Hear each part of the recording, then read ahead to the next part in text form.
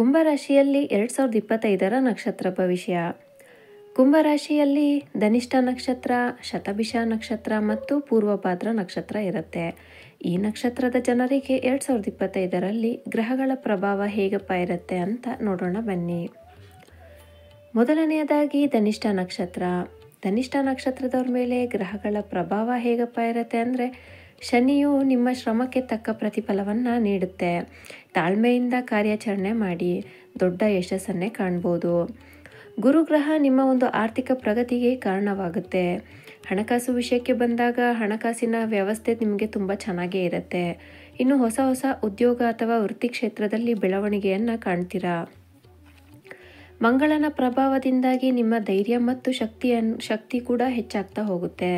ಆದರೆ ಸ್ವಲ್ಪ ಕೋಪವನ್ನು ಕಡಿಮೆ ಮಾಡ್ಕೊಳ್ಳಿ. ಇನ್ನು ಕೌಟುಂಬಿಕ ಜೀವನದಲ್ಲಿ ಸಂಬಂಧಗಳು ಶಾಂತ ಮತ್ತು ಸಮತೋಲನವಾಗಿರುತ್ತೆ. ಹೊಸ ಹೊಸ ಸ್ನೇಹಿತರು ಮತ್ತು ಬಾಂಧವ್ಯಗಳಿಂದ ಶುಭಕರವಾಗಿರುತ್ತೆ. ಆರೋಗ್ಯ ವಿಷಯಕ್ಕೆ ಬಂದಾಗ ಕಣ್ಣಿನ ಮತ್ತು ಮೂತ್ರಪಿಂಡದ ಸಂಬಂಧಿತ ಸಮಸ್ಯೆಗಳು ಹೆಚ್ಚಾಗ್ತಾ ಹೋಗುತ್ತೆ. ಅದ್ರ ಕಡೆ ಸ್ವಲ್ಪ ಗಮನ ಕೊಡಿ. ಯೋಗ ಮತ್ತು ಧ್ಯಾನ ಮಾಡೋದು ತುಂಬ ಆರೋಗ್ಯಕ್ಕೆ ಒಳ್ಳೆಯದು ಅಂತಲೇ ಹೇಳ್ಬೋದು. ಹಣಕಾಸಿನ ವಿಷಯಕ್ಕೆ ಬಂದಾಗ ಹಣಕಾಸಿನಲ್ಲಿ ಉತ್ತಮ ಲಾಭವಾಗುವಂಥ ವರ್ಷ ಅಂತಲೇ ಹೇಳ್ಬೋದು. ಹೂಡಿಕೆ ಮಾಡೋರಿಗೂ ಕೂಡ ಯಶಸ್ಸನ್ನು ಕಾಣ್ತೀರಾ.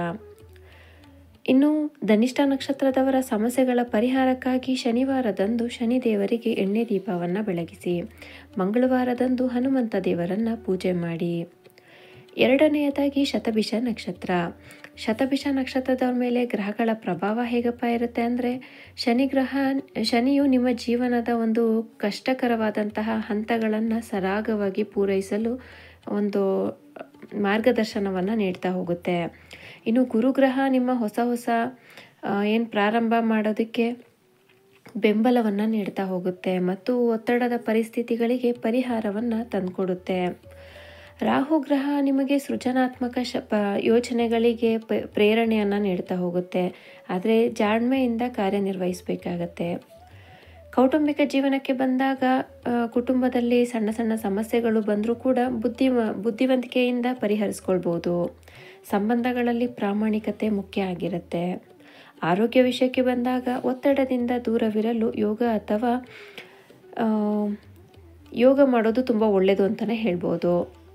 ಹಣಕಾಸು ವಿಷಯಕ್ಕೆ ಬಂದಾಗ ಹೊಸ ಹೂಡಿಕೆಗಳಿಗೆ ಇದು ಒಂದು ಒಳ್ಳೆಯ ಟೈಮ್ ಅಂತಲೇ ಹೇಳ್ಬೋದು. ಆದರೆ ಖರ್ಚುಗಳ ಮೇಲೆ ನಿಯಂತ್ರಣ ಇರಲಿ. ಶತಭಿಷ ನಕ್ಷತ್ರದವರ ಸಮಸ್ಯೆಗಳ ಪರಿಹಾರಕ್ಕಾಗಿ ಗುರುವಾರದಂದು ದತ್ತಾತ್ರೇಯ ದೇವರನ್ನು ಪೂಜೆ ಮಾಡಿ. ಕೊನೆಯದಾಗಿ ಪೂರ್ವಭಾದ್ರ ನಕ್ಷತ್ರ. ಪೂರ್ವಭಾದ್ರ ನಕ್ಷತ್ರದವ್ರ ಮೇಲೆ ಗ್ರಹಗಳ ಪ್ರಭಾವ ಹೇಗಿರುತ್ತೆ ಅಂದರೆ, ಗುರುಗ್ರಹ ನಿಮಗೆ ಈ ವರ್ಷ ಆರ್ಥಿಕ ಪ್ರಗತಿಗೆ ಸೂಕ್ತ ದಾರಿಯನ್ನು ತೋರಿಸ್ಕೊಡುತ್ತೆ.